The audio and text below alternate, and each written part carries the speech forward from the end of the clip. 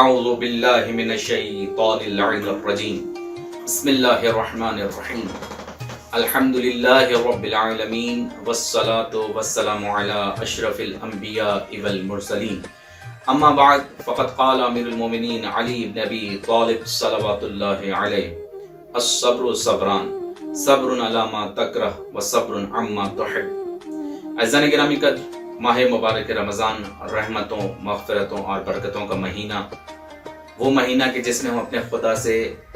عام مہینوں کی نسبت زیادہ قریب ہو جاتے ہیں۔ ہمیں موقع ملتا ہے اللہ سے راز و نیاز کرنے کا، ہمیں موقع ملتا ہے اپنی تربیت کرنے کا، ہمیں موقع ملتا ہے خود سازی کا۔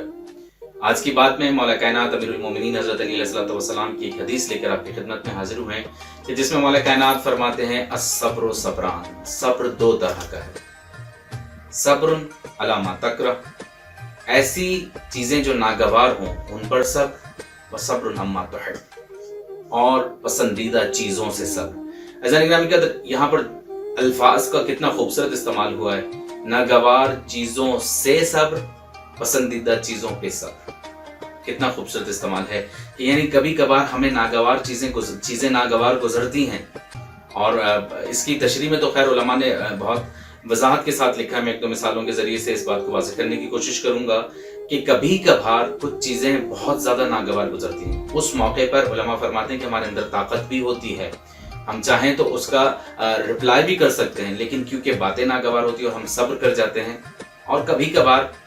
ہم پسندیدہ چیزوں سے صبر کر جاتے ہیں، وہ چیزیں جنہیں ہم پسند کرتے ہیں ان سے صبر کرتے ہیں۔ مثال کے طور پہ علماء اس کی تشریح میں، جیسا کہ میں نے عرض کیا کہ تفصیل سے لکھتے ہیں، ایک مثال اسی اس میں موجود ہے کچھ کتابوں میں کہ جب ہم بازار جاتے ہیں، یہ مثال ہے، اپنے بالخصوص اپنے نوجوان اور بچوں کو سمجھا رہا ہوں کہ کبھی کبھار ہم بازار جاتے ہیں، ہماری جیب میں پیسے بھی ہوتے ہیں، کوئی چیز ہمیں پسند آ جاتی ہے، لیکن ہم قدرت رکھتے ہوئے اس چیز کو نہیں خریدتے، اس لیے کہ یہ پیسے بچ جائیں، ہو سکتا ہے یہ کسی مستحق کے کام آ جائیں، یا میری جیب میں جو پیسے رکھے ہیں وہ شاید کسی مستحق کے، اور بہت سی چیزیں چھوڑ کر ہم پسندیدہ چیز کو چھوڑ دیتے ہیں یا صبر کر دیتے ہیں۔ اور پھر اس کے علاوہ باتوں میں بھی، یہ تو خیر خریداری کی مثال ہے، کبھی کبھار باتیں بھی ایسی ہوتی ہیں